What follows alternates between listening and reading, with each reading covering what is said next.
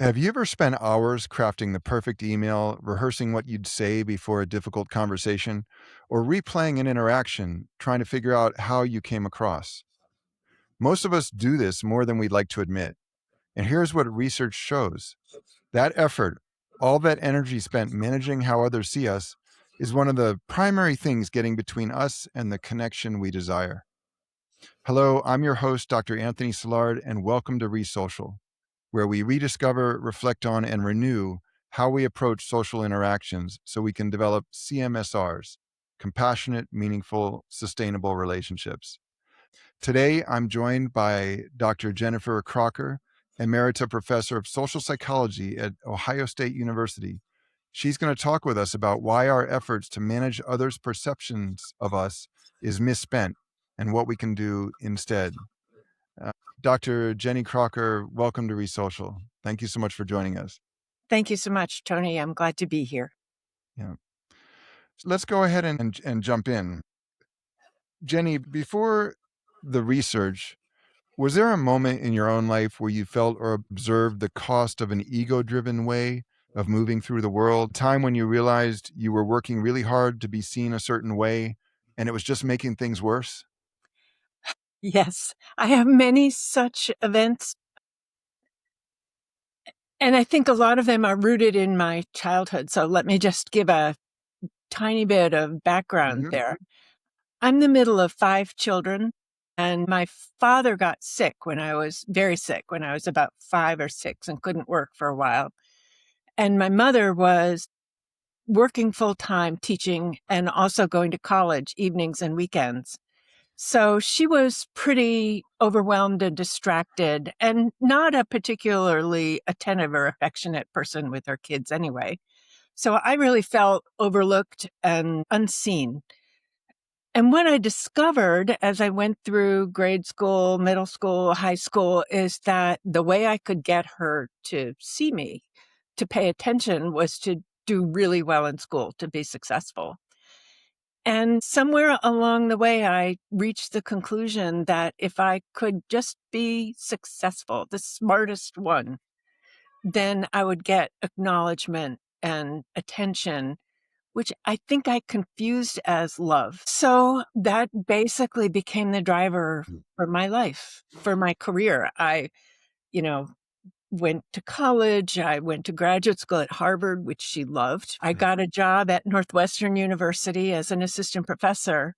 And one of the things that's interesting about pursuing being the smartest is that the more successful you are, the more difficult it becomes, because as you rise through the ranks, everybody else is also very smart, and also many of them wanting to be the smartest. So it becomes very challenging over time.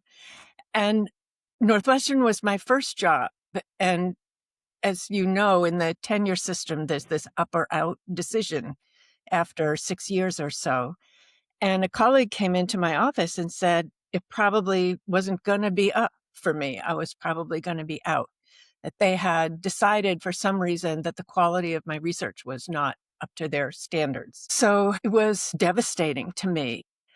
And the thing I most wanted to do, and actually did, was call my mother and ask her if she would still love me if I didn't get tenure. And I realize how pathetic that is, but I really had the belief that I wouldn't be lovable if I wasn't successful. And then I confronted a failure, just a failure.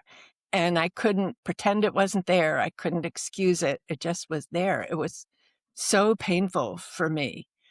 So, my efforts, my ego-driven efforts to make people pay attention to me, make people see that I'm important, that they should acknowledge me, totally didn't work for me. Wow. Okay. I mean, that's really poignant, Jenny, and I really relate to that myself because I followed a similar path. Actually, my parents divorced when I was 5. I had a physically abusive stepfather after that, and home didn't feel like a safe place to me. And I felt like the only thing that could give any meaning to my life, because I felt like, how could I trust in a relationship when the two people I loved the most couldn't stay together? I remember when I was 5 and they came to tell me that they were going to get divorced, I said, no, don't worry. I'll fix everything. We'll work this out. And that's kind of that sort of modus operandi. It sounds like both of us kind of internalize, which is like, I'll prove to people, I'll fix things and everything will be okay. Also, it's interesting because my parents really wanted me to go to Harvard and I rebelled against that. And it's really strange because I went to Berkeley undergrad.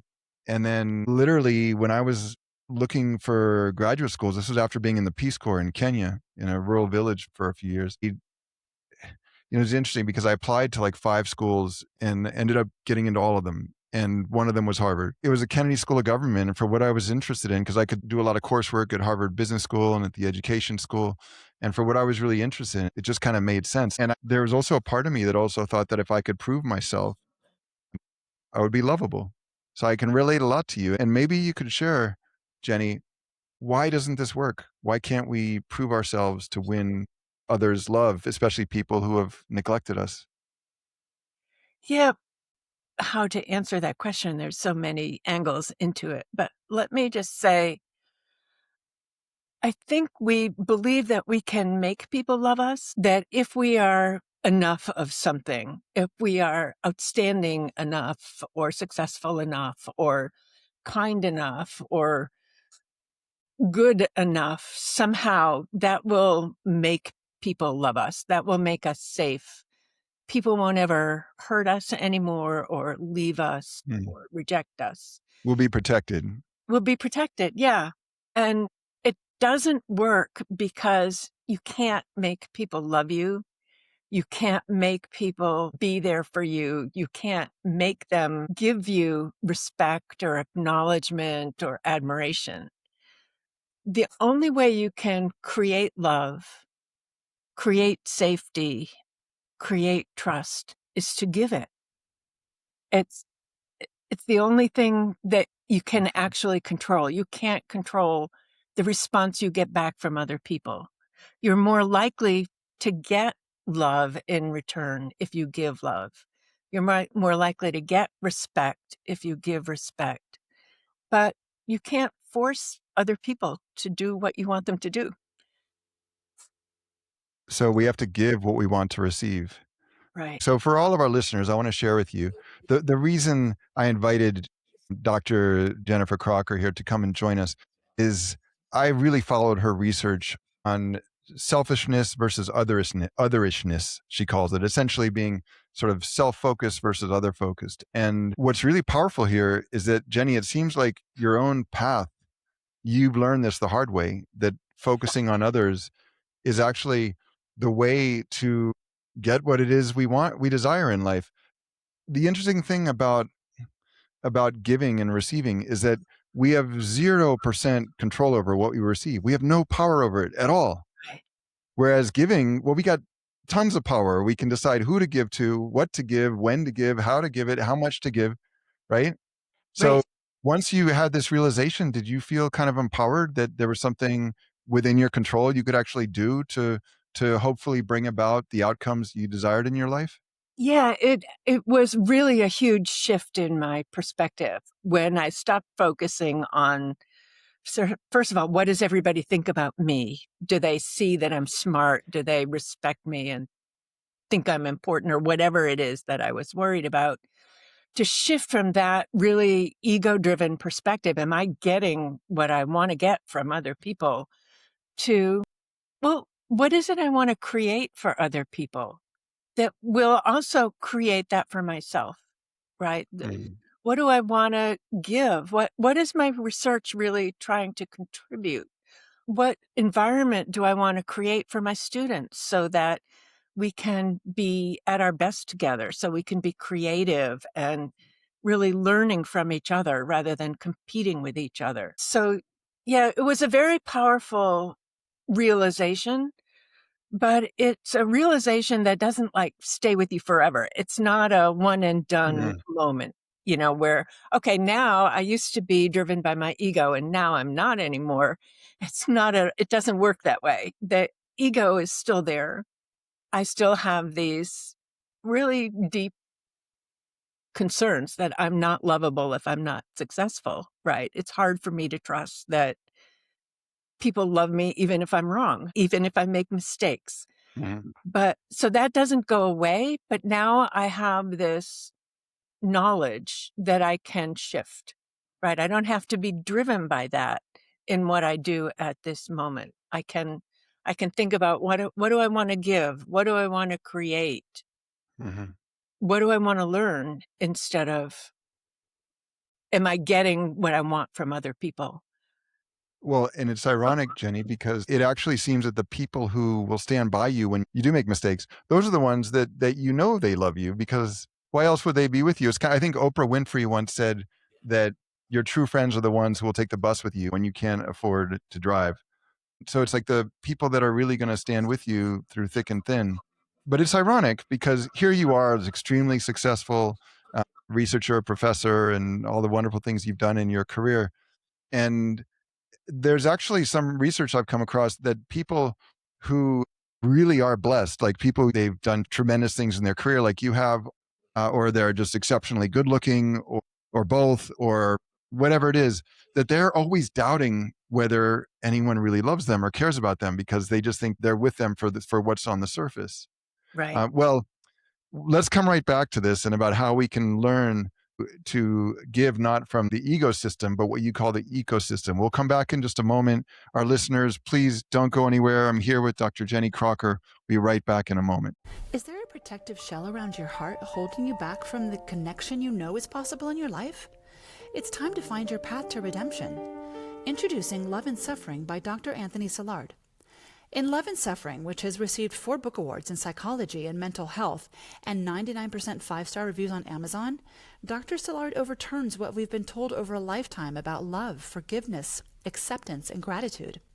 New York Times bestselling author Adam Alter calls Love and Suffering a compelling roadmap for a more connected and meaningful life.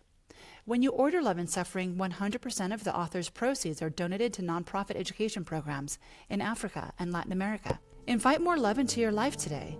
Love and Suffering by Anthony Silard is available now at Amazon.com and wherever books are sold. What if everything you've been taught about happiness and friendship is wrong?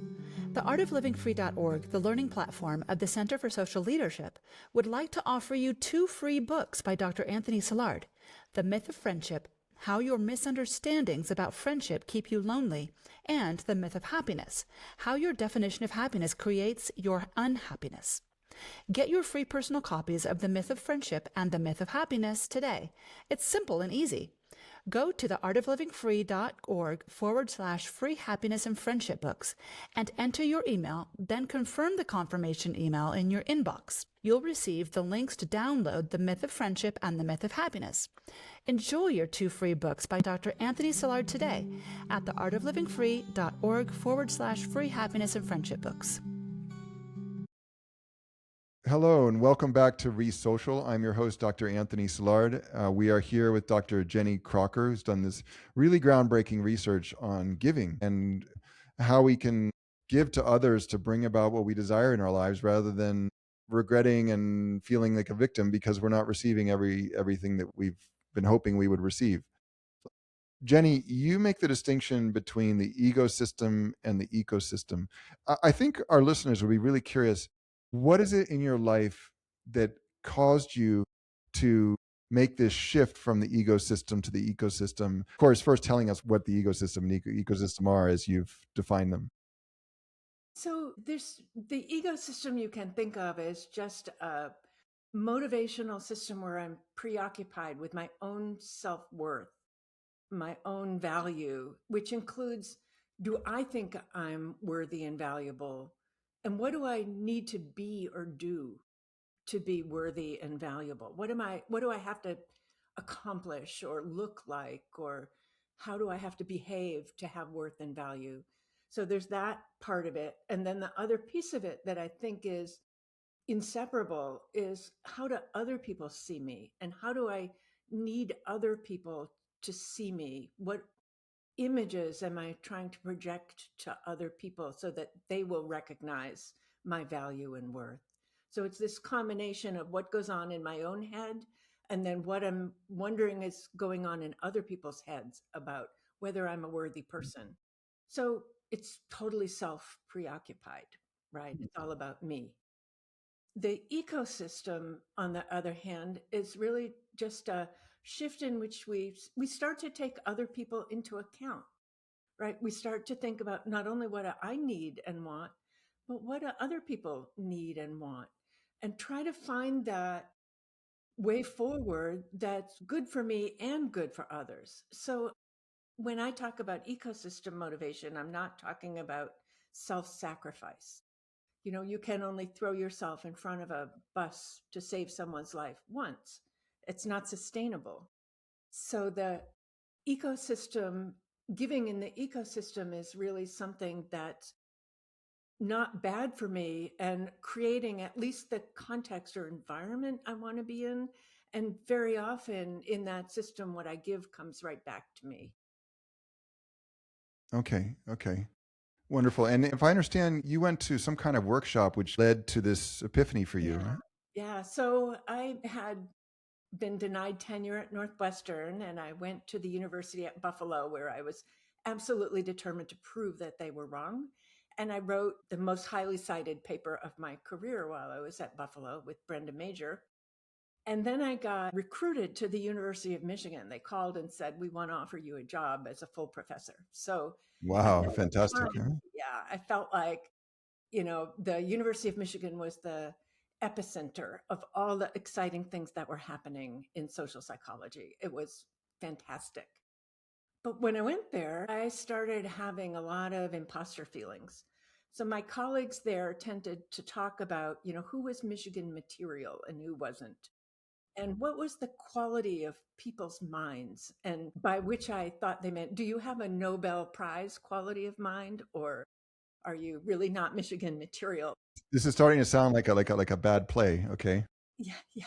So and then one day, one of my colleagues said some remark to me. I was giving a talk to the social psychologists, and the personality psychologists did not really get along.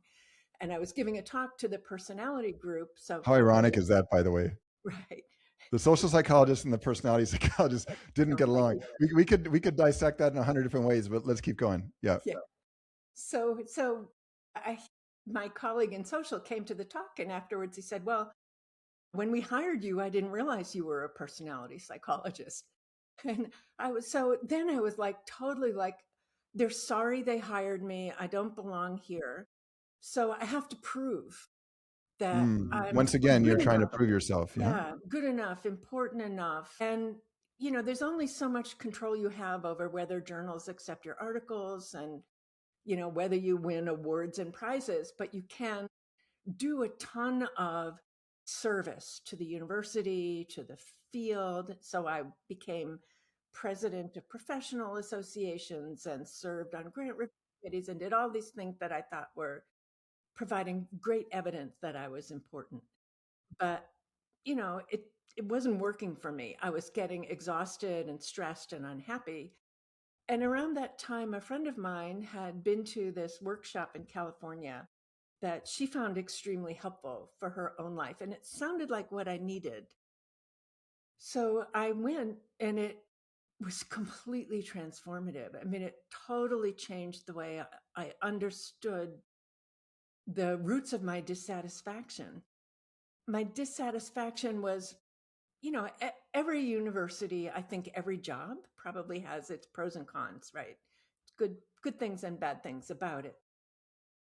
But we bring with us to those jobs whatever our stuff is. And I had clearly brought my stuff about, am I successful enough for them to love me, to want me, to value me? And that was what was making me so unhappy. I wasn't getting what I wanted, or wasn't perceiving, at least, that I was getting what I wanted.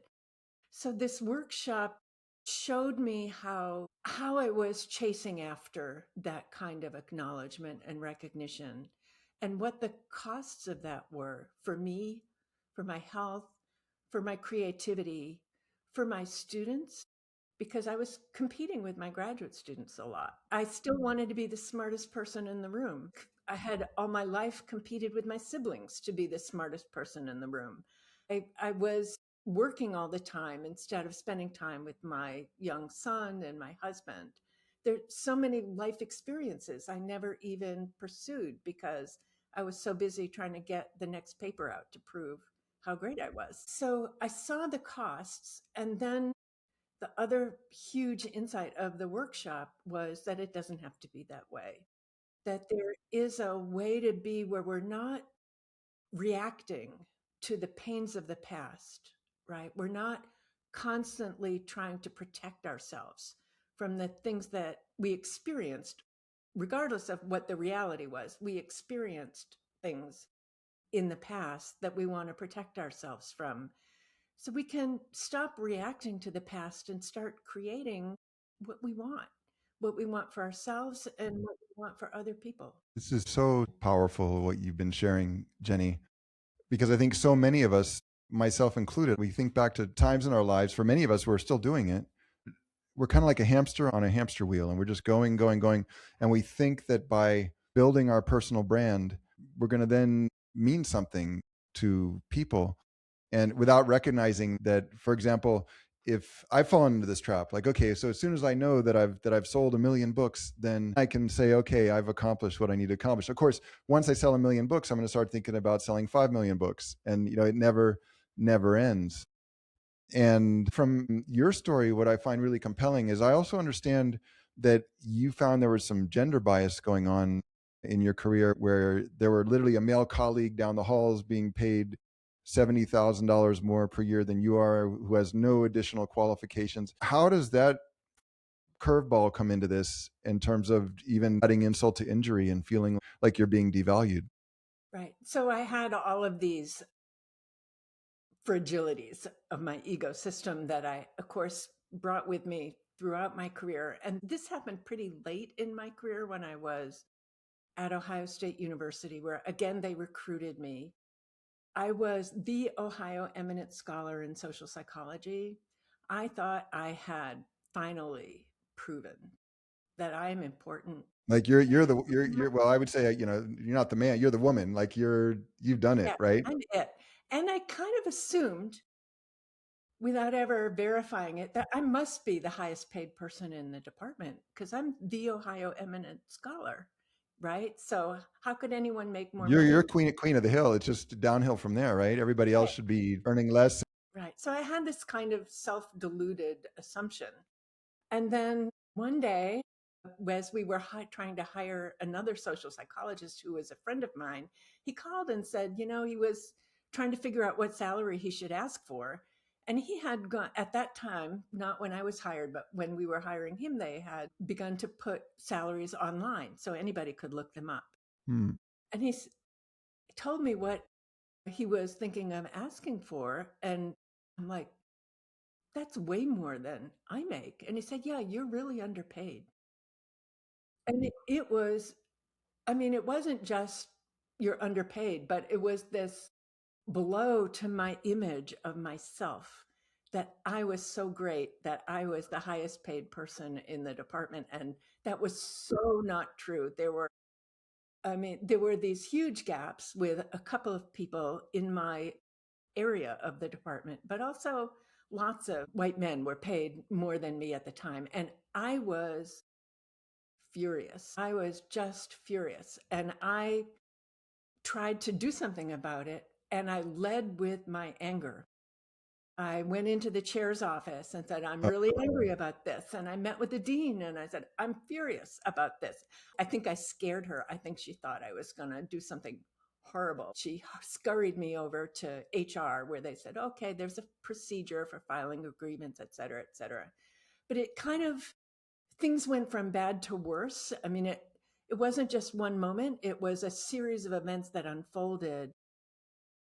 And my part in that, I'm not saying I'm responsible, but my part in that was approaching it from this place of anger. So I hope for all of our listeners that you take something from this, because I'm here with Dr. Jenny Crocker, and she's really sharing very challenging experiences she's had in her career, ranging from gender bias to feeling undervalued.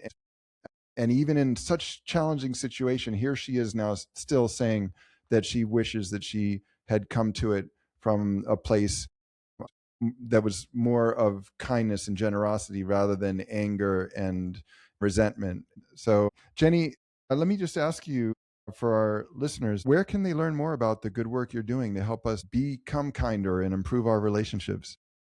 Well, just a few months ago, I started writing a Substack called The Ego Equation. And I talk a lot about the ego, what the costs I've incurred, the costs other people incur, what the alternative is, and how some of the most challenging experiences of my life have really kind of forced me to make a shift in how I approach things. Excellent. So you hear that for all of our listeners out there, and we'll put it in the show notes, the Ego Equation Substack. I'll also put the link in the show notes. So the pursuit of approval, even when it's sincere, tends to produce the opposite of connection. When we enter our relationships focused on how we're coming across, we stop being present with the person in front of us, and they can feel it.